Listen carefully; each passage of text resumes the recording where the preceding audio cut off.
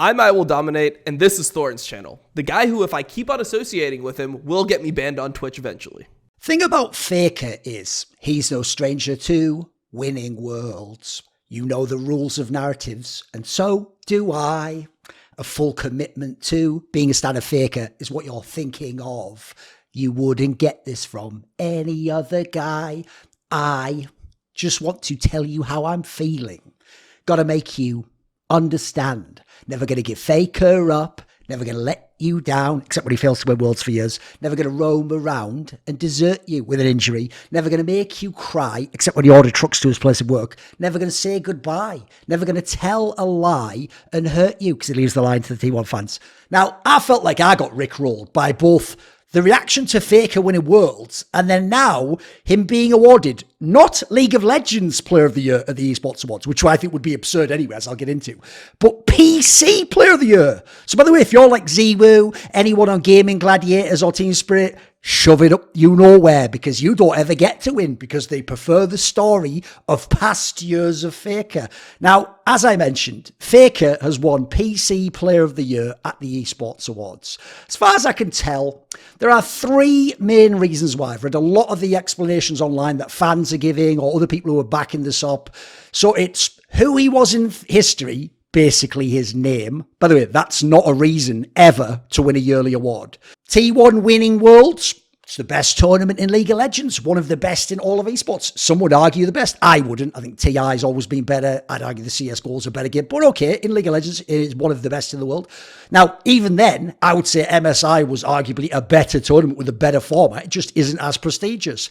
Also, let's just throw this in there, he didn't come close to winning either LCK final, so you'd think that would be immediately dismissed, but Euro fans. And then the third one is the injury narrative. The idea that he got injured in summer, he went away, they looked terrible, they might not even make playoffs, he came back, they got to playoffs, they made it all the way to the final, they went to Worlds, and they won Worlds. Wow! If this was a movie, that would be like Screenplay of the Year, except this isn't a movie, and this isn't Screenplay of the Year. This is PC Player of the Year, as in, this player was the best player in any PC title, Dota 2, League of Legends, CSGO, whatever, was the best in the whole world for 2023. Not did he win a fourth title, not how amazing it, no. So let's get into this, shall we? Let's go point by point on these. So let's start with the easiest one, name value, right?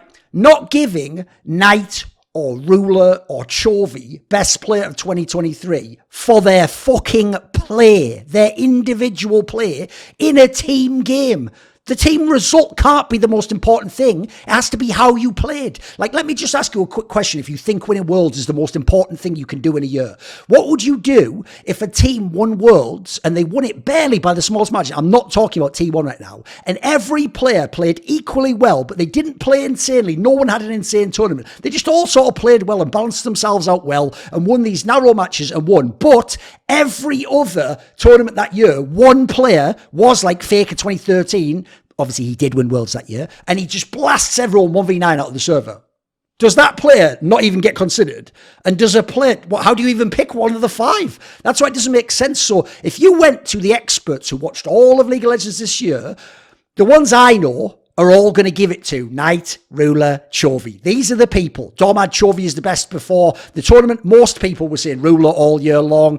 I obviously have a soft spot for Knight, but he didn't win Worlds. No one was saying Faker. I can understand, by the way, why people like Peter Dunn. Here's what's funny. Peter Dunn isn't a T1 fan like you guys. I actually respect his opinion. I know, because I've seen many of his all-pro in the past. He's many times put people like top jungler in the LEC or like ADC, who I wouldn't have picked. I don't even think individually they were the best, but he's valuing things from a coach's eye. Things like team dynamics, what goes on there. So he's actually the exception to the rule, I've got to say, in terms of experts. Now, here's the thing. I'm not arguing from authority. That's not a reason to give him an award. I'm pointing out, if you as a fan believe experts have an important opinion and that it carries weight, then it carries weight to you. You can't choose to selectively ignore it. Personally, I only care about my opinion. I watched all of this year, and Faker wouldn't even be a top 3 player for me this year. The joke is he's not even the best on T1. And by the way, no one on T1 would be the player of the year. So to me, another reason I hate this is imagine in 2013 or 2015, if Faker played identically, but his team lost. So for example, in 2013, you might not remember this, but Najin Blacksword was in the semis and went to 5 games, and Faker did some like epic Ari plays and won the game. Imagine he did all that, but then like, let's say like Impact or Piglet mega inted the game at the end and lost the game. So he lost in the semi-finals and game 5. Ooh, that's starting to sound familiar. But he played all the way he did. He just didn't get to play the finals. He played identically, everything except the last 3 games of the year. Would he not be worthy to win Player of the Year in 2013? Of course he would. How about in 2015, where remember, he didn't win MSI? But that's the problem. People aren't talking about his play. They're talking about tournament wins. They're talking about history, and they're saying he's the greatest player of all. Being the greatest player of all time isn't based on this year, and also doesn't win you awards in later years when you're no longer the best player. That doesn't make sense. You're talking about you love Faker or the whole history of the game. That's not what the award is, though, is it? So shove your fucking argument up your ass until we're talking about that, you moron. Now, here's what's so whack about this. Let's just even look at Faker's career that you're all bragging about. He hasn't been the best individual player since fucking 2017. That was 6 years ago. 6 years ago, and you're now giving him the best, not even just in League of Legends, all of PC esports. You're giving him the award now. Individual player award. Not a team award. There's a team award that T1 won. You're giving him the individual player award for that. He wasn't even the best player on his team at Worlds. The best player, in my opinion, was Zeus. I thought he was fucking unbelievable, and he murked all the top laners, and eye test checked out like a motherfucker. Then I'd even say second would be Carrier for what he did to the support meta, and how he just played champions no one else could, and played them better, and had some really key players. You could maybe, if you want to just go for signature players, you could maybe even say Owner had some pop-offs. I'd say that's a bit more debatable, but okay. So this is already so fucking whack, because that's why you can't make it about play, guys. You always have to go to narratives and bullshitting about name value, or just do some deflecting. You about Faker. Yeah, the guy who made a million videos like Faker is the outlier, like Faker transcends esports itself, like Faker might be as good as Flash and Simple.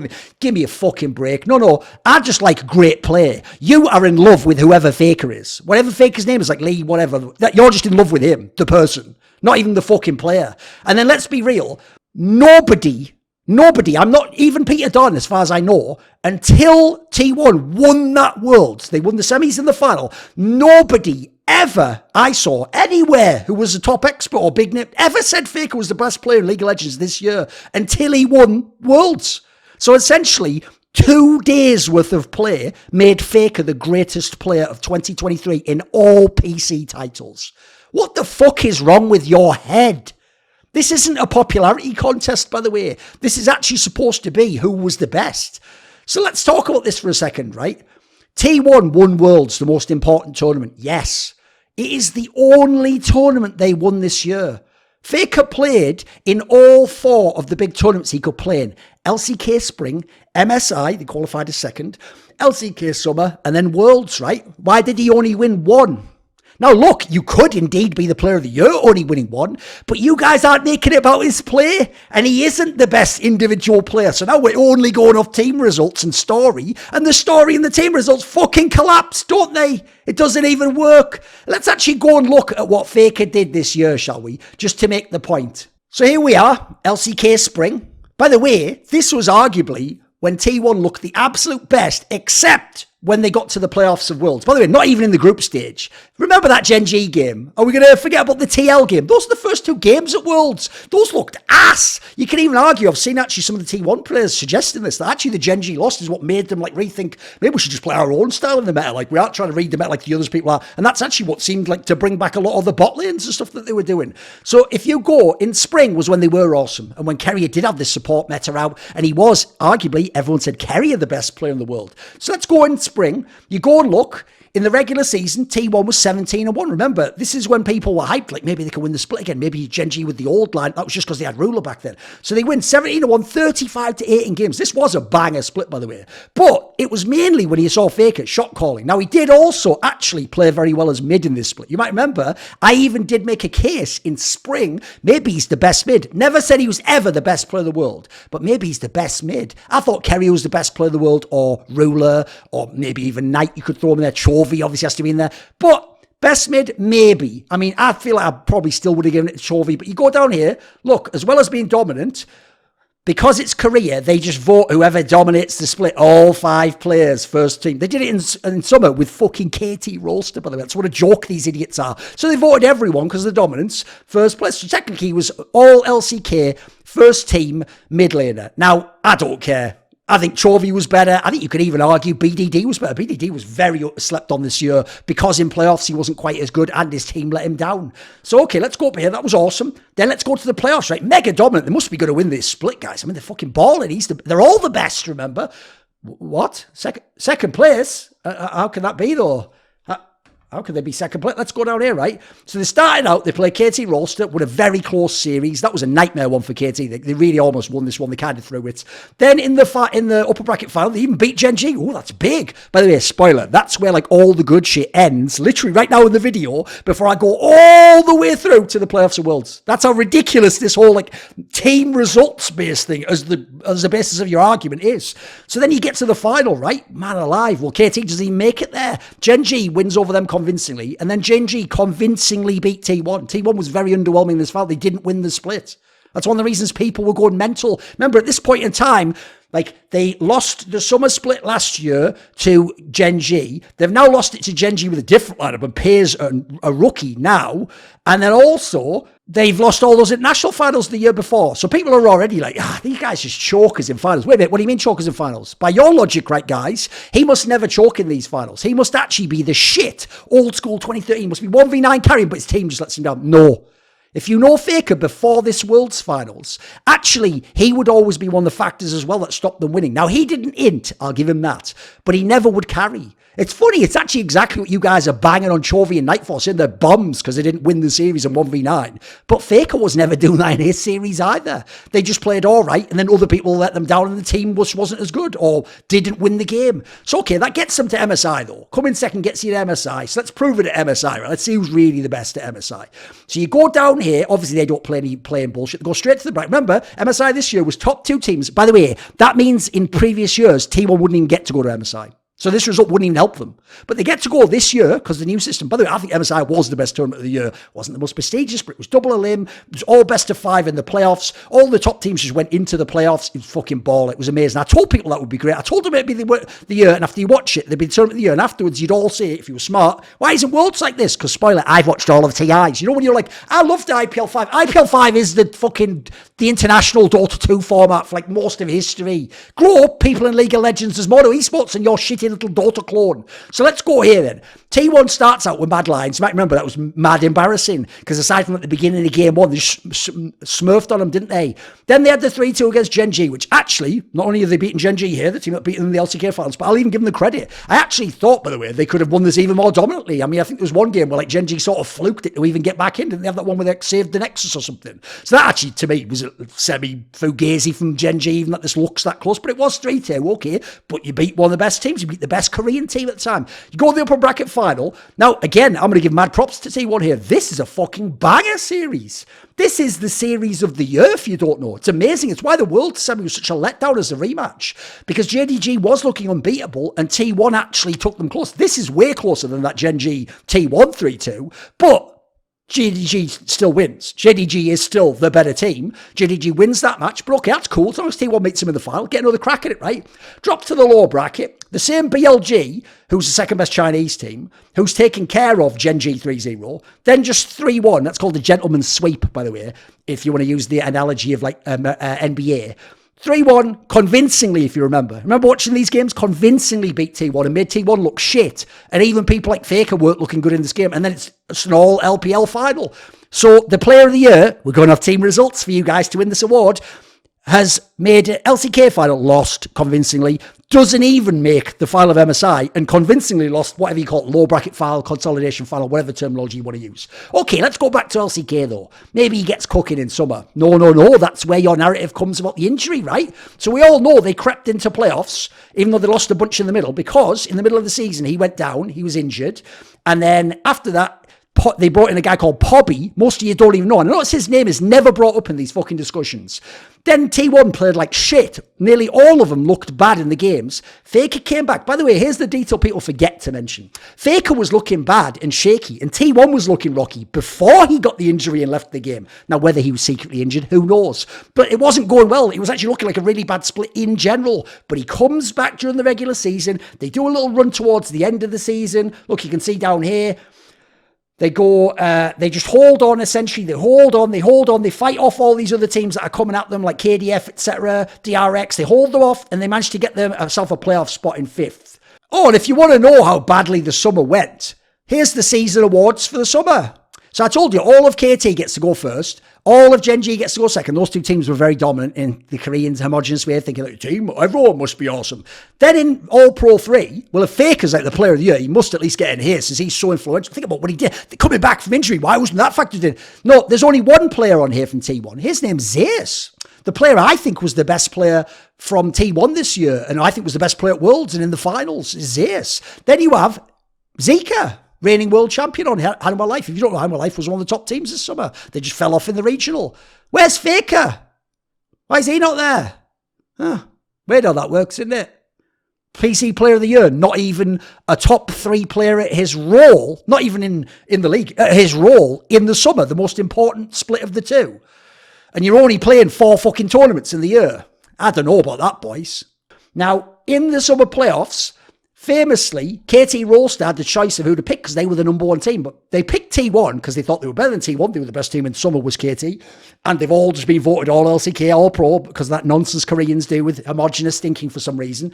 And then KT presumably wanted revenge for those 2 losses in spring, right? So you pick T1. Also, it's a telecom war. It's the most classic matchup. It's El Clasico of League of Legends. This time, it's another 3-2. It's a brutal series, but T1 plays way better than they did in the summer. They get their level actually half decent. KT does usual KT things. It's a 3-2 to T1. Okay, props. Yeah, that's very good for where you were in summer. Still not best team in the world. Not even close. You go to the upper bracket final. Remember, last time you beat Gen.G here. So if that was just a fluke in the spring, and obviously you beat Gen.G at MSI. Now's where you just show that actually we were the best team overall in Korea. No. In the upper bracket final, Gen.G wins 3-2. Okay, close series, right? Then in the final, because KT went and had another 5-gamer with T1 in the lower, but T1 again was clutch and got through. You go to the grand final and they get swept.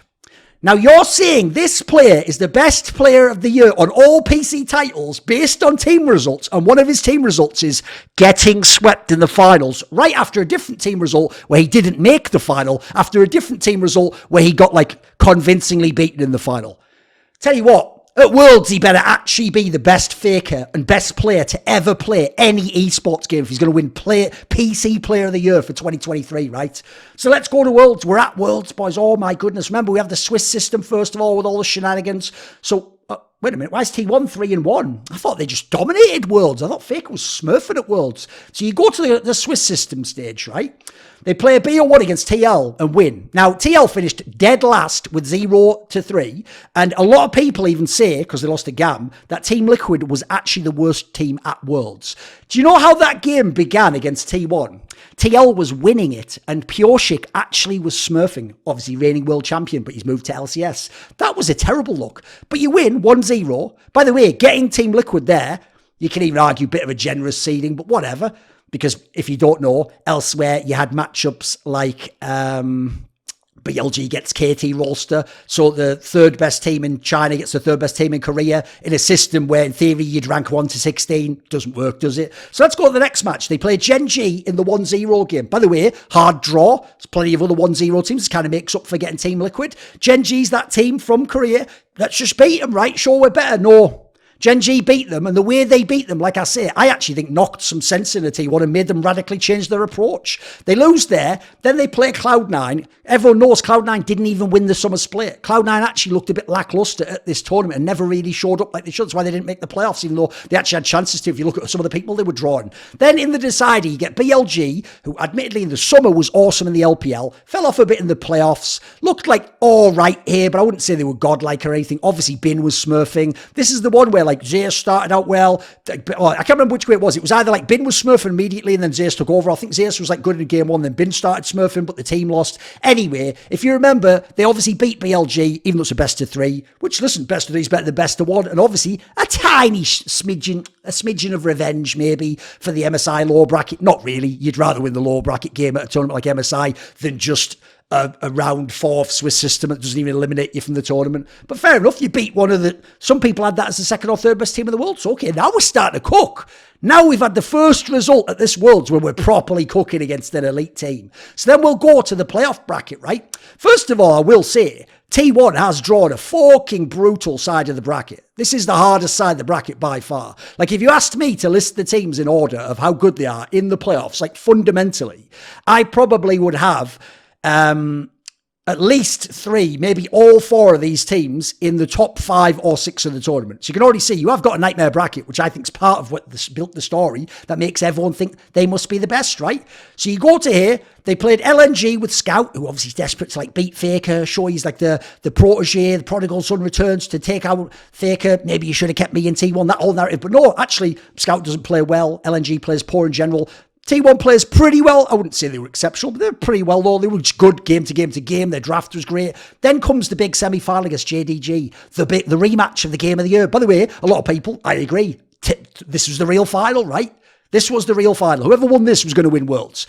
T1 wins 3-1. But if you watch the games, this isn't just like some convincing win. This isn't some like dominant win over them. Actually, if you look at it, this is a really close series. Like game 1, T1 wins. Great. Good job by them. T1, convincing win by Gen.G. Doing Gen.G things. Game 3 is getting right to that mid-game stage where Gen.G is really good and almost never lose from behind, from even states on team fight. They can even win from behind. And then Order does the godlike play on Rel, the flash over the, whatever it was, arrow, whatever the fuck it was, at the pit. And then you have...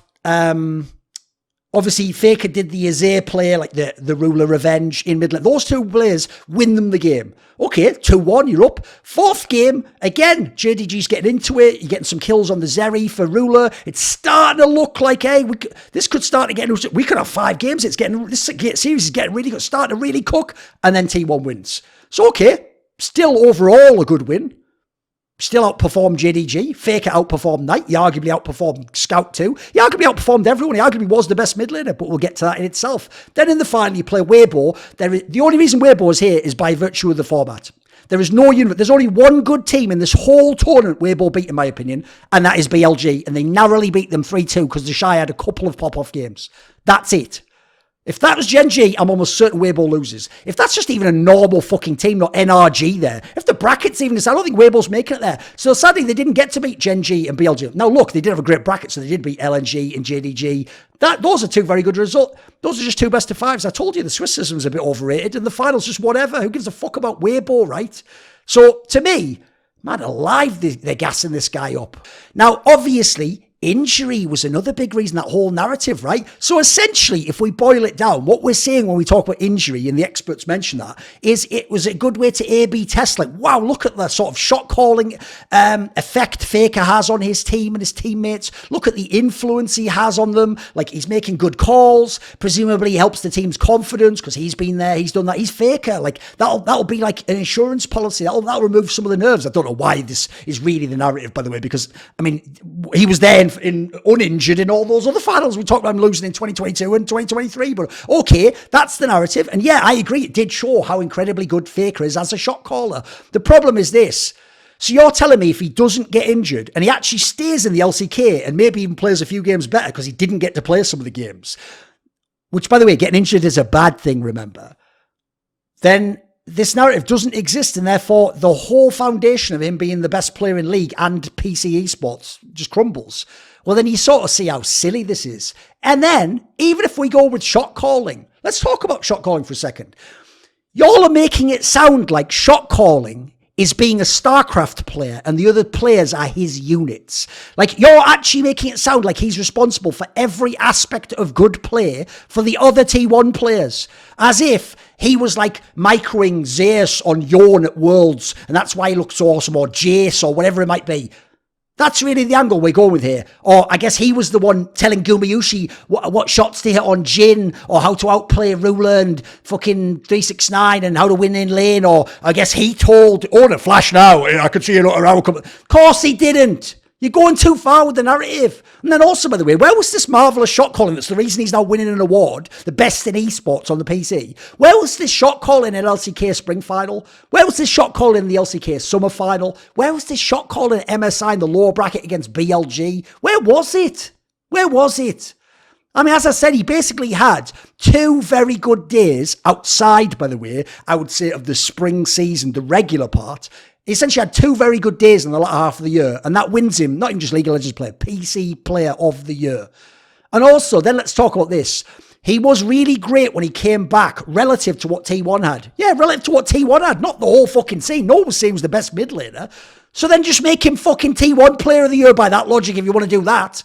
And also, let's be real, the most unfair, disingenuous part of this is when people act like there was like an equivalent mid laner there, and it really is just like wins over replacement. Like, the replacement is someone who shouldn't even be on a top team in the league. It's a fucking guy called Poby, who, as I mentioned, whose name never comes up in this fucking narrative. It is never mentioned because it would detract from it, wouldn't it? You'll make it sound, for real, like he had an equivalent mid replace him, and then suddenly his teammates just forgot how to press buttons.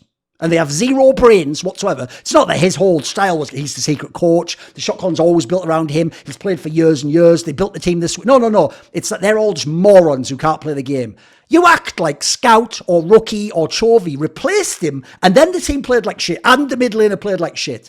So I'll just say this. Who the fuck is Poby? Exactly. Now, you could argue the injury is another reason, by the way, that he's not the player of the year. Because, as I say, he didn't get top 3 in all-LCK. It means he didn't even play some games in some of the most important split. Player of the year is about all the games you played. Some are less important, but it's about your body of work individually, not about the overall team aspect or cool movie narratives. So let's just get into this. He wasn't the best player in T1 this year.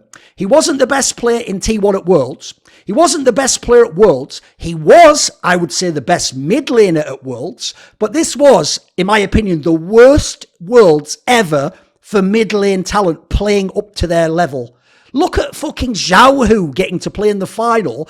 And I'm a big Xiaohu fan. He was playing very average in this whole tournament. He got to play in the final. Does that mean Xiaohu, by the way, is the second best player of the year? Because we all know he shot calls, and he sometimes works with like players who aren't as experienced and haven't won without. Give me a break. By that logic, is Xiaohu the second best player of the fucking year, is he? Then let's consider one of the reasons it was shit for mids and why they weren't having too much impact is it's a fucking Orianna and a Zay meta.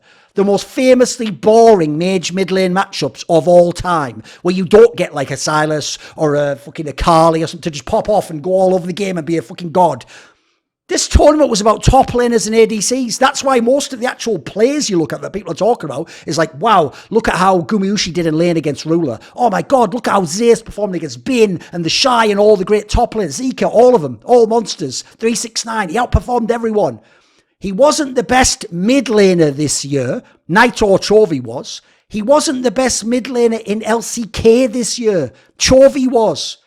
Now, here's the other reason why this is egregious. Because as I kept mentioning it, it's the reason I kept emphasizing it. It's not even that it's just he's League of Legends player of the year. He's PC player of the year. The reason that is gross is most of you don't fucking watch any other games. You don't know who plays for Gaming Gladiators who almost did a Grand Slam themselves in Dota 2. You don't know who plays for Team Spirit who just won the second fucking TI. You don't know what fucking Vitality is like in CS. You don't know what FaZe Clan is like who won a Grand Slam and then in CS2 have won like 3 tournaments in a row, made the final of another one. You don't know this shit, so how the fuck could you know who the PC player of the year is, you idiot? That would be like you only watch the NBA and then you just decide, I'll actually use a good example. You just decide LeBron's the best. He's not. He hasn't been the best for years. You decide LeBron's the best basketball player, so you want him to win Sportsman of the Year in America in we'll just say it in America, in 2023. So now you don't know anything about the NHL. You don't follow the NFL. Doesn't matter how good any of those players are, they aren't allowed to win because you've watched one game and you just decided your guy's good. Have a little fucking humility if you don't watch the other games. How about actually acknowledge what you don't know? So if you don't know, there is an extremely good case that it should have been Ziwu from the games I cover that was the best player of the year. He's going to win Player of the Year from pretty much everyone in Counter-Strike. His stats are bonkers for this year. It's like a 1.3 rating, which is almost impossible to do. Only people like him and Simple can really do that over a whole year. He won the World Championship. There's only one this year in CSGO. Not only that, it was the last CSGO major ever, so it was incredible pressure. And it was on home soil, even more pressure, by the way. And he was the MVP of it as well as winning. So he was not only on the best team, but he was also winning the major. Oh, and he just fucked around and won 3 other tournaments. He won IEM Rio, Gamers 8, and then he won Blast 4 finals now in CS2. This guy's chopped liver. Essentially, by the way, by giving Faker that award, you've just told Ziwu, fuck you. Even your peak year can't do anything. You're not allowed to win because Faker's the greatest player of all time. An unrelated distinction to who is the best PC player of the year. It's just fucking gross. And by the way, even if this was just League of Legends player of the year, right, I'll give this credit, okay? If you want to do the Peter Dunn approach, I do think sometimes people overvalue stars and don't look at things. It's why I've always thought the flaw in the Ballon d'Or in soccer football, aside from the fact they're all biased as fuck and love one certain player, that sounds familiar, is they just almost never let you win if you're a midfielder. Like, it's actually insane Modric did win. And like, the only reason they let Zidane win is because the team won the World fucking Cup. People like Zidane probably were the best football player in years, but they're not going to score 1 billion goals, are they? It just goes to the goal scorers. We all know how it works. So once you decide your criteria, you stick with it. But if you're going to the criteria, like, I just want the playmaker or I want the guy who controls the team, yeah, you can go on that angle and say, you can argue. I wouldn't agree. I wouldn't even have him top 3. But you could make that argument, oh, for that reason, Faker's like the most important and therefore my player of the year. So essentially, you're going with like a Doinby or Zhao Hu-esque angle. Other players very famous for being the shot caller and being people who use the other teammates in there, and the other teammates aren't as good without them and don't win without them. But even then, they have a better case in their years, when they didn't win these awards, by the way, than Faker does this year. Because Doinby, if you remember, the year he won Worlds, he was also the MVP of Spring, and he won LPL Summer. That's already way better than what Faker did this year. Then how about when Zhao Hu in 2021 role swapped to top lane, and as a rookie top laner, won the fucking LPL, won MSI over Faker, and then was just mega shot calling his way around the game in an insane way with like a dodgy ass mid and a fucking some questionable teammates in certain other roles as well. They didn't get to be it. You know why? Because they don't have the mystique and the narrative of Faker, and that's all you guys are going off. You essentially, let's be real, you just love Faker. You just love Faker and worship him. This is why I know whether there is a God or not, humans have to have a God. Because if you don't have a God to put in that hole in your brain, you take a bloody player, a fucking athlete, a singer, a politician, an author, a fucking fictional character, and you just put them as your God and worship them. And how do you treat people when you worship something who are heretical, who blaspheme? Oh, we got to destroy them. We got to get a fucking mob. We got to fucking kill them. They must hate our God. They don't follow the faith. They are impure. Heretics, cleanse them all. That's who you are. You're all on some fucking messed up T1 Torquemada shit. So I think it's just gross. I actually think this was all about you loving Faker, ignoring everything else and really wanting the movie of him winning. Oh, I want him to win another trophy. And then you talk like you're Faker and you won Worlds and I'm Knight and I didn't win Worlds. You don't get any fucking credit because he won. There's a reason why before the Worlds, it was only T1 stand saying, we win Worlds. And even then, they were quite quiet, I noticed. After the LCK finals, that was delicious that month or so, right? I think it's just childish wish fulfillment, this whole topic. The arguments are dog shit. Worlds is everything. Who was the best mid at Worlds? Well, that's irrelevant. Was he the best player? The best mid at Worlds, because mid used to be the most influential role. He's won 4 Worlds. Irrelevant to winning a tournament, this title for this year only then. He's the GOAT. Again, irrelevant to this year, right? To this year. In the last year of his career ever, I didn't actually follow the end, but would Pele have been the best player in the last year of his career? I doubt it. But he was the GOAT at the time, right? Everyone thought he was the shit. Here's what's sick. If T1 didn't win Worlds, I don't think Faker logically should even be nominated for this award. Like, first of all, if you go on PC, you're only going to put like 1 or 2 League of Legends. Well, that's easy. That should be 2 of these 3. It should be as a lock, I would say, Ruler. Then I would say Chovy. And then I would maybe debate, maybe you could put Knight instead of Ruler, depending on how you view the game or what they do. But those are the 3. You pick 2 of the 3. Faker doesn't even get in there. And if you put a T1 player, you definitely don't put Faker, do you? Now, here's the thing. Obviously, it's not just fans. It's not like Riot himself gave him this award. This is from the Esports Awards. Now, you can go watch my video because I was on the Esports Awards panel for many years and I've won an Esports Award. But there's a reason why I left the Esports Awards. So you know when all those bozos go, it's a fan award, can't you just let the fans pick who they like? It isn't a fan award. Oh, I know they pretend like it is in terms of like, they don't. They will actually tell you how it's done, but they give the impression that like, vote for who you want to win as if you can decide it. No, what happens is this. Because of that fucker booger from Fortnite winning in 2019 when it should have been like Caps or Ziwu or something like that year, because of that nonsense where fans had an undue effect on it because all the little idiots playing Fortnite just went on the website and voted. I even wonder if that was vote brigaded personally. They changed the system, you dumb fucks, that I know and you don't know, which is they took it and instead they collect all the fan votes together and that counts as one vote. As far as I know, I checked with someone, they said it was the same, and then all the other votes come from the panel, and so the panel easily not only overrules that one vote if they want, but the panel decides who wins this. Now if you're wondering who's on the panel, it's loads of people not in League of Legends by the way, but then it is people like Monty's on there, I used to be on there, Shocks used to be but I don't think she is anymore. There's not that many people from League, I will say. There's even, by the way, literal Riot employees on this panel. I mean, the problem I've always said, as I pointed out in that video, is the problem with this awards is you have people with constant conflicts of interest. But if you didn't have them, the industry's still small enough that who the hell would even be actually able to make these votes? And spoiler, I tried to get loads of the people I think are just experts not involved with conflict of interest. They just said no because they didn't want to put in dozens of hours for free to just go to these awards that have these shady ass continuations. So it's just nonsense. I've looked into that.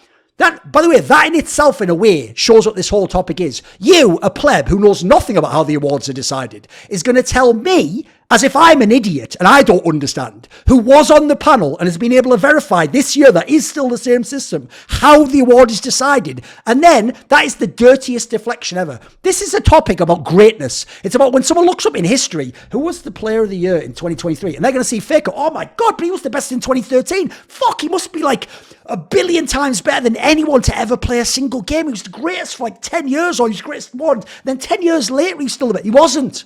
That's the worst part. And I've literally put more than half of my adult life into celebrating esports greatness and chronicling the history of these games. So to then, of someone who really cares about this and is massively emotionally invested, as you, a pleb fan are, to then turn around after I've beat every one of your arguments back to make you look like a fool and go, don't take it so seriously, man. It's just a fan award. Then my opinion's just an opinion, fuckface. So let me have that. I may not have the most supporters in the world, but the ones I do have are straight fire. And they include Matt Pugnatio Rajcula, Frisky, Ahmed Hadjou, Thorin, Tobias Bernasconi, Animosity, Tosh, Jensen Goh, and you know it always is a special thanks going out to Jerky's Minion.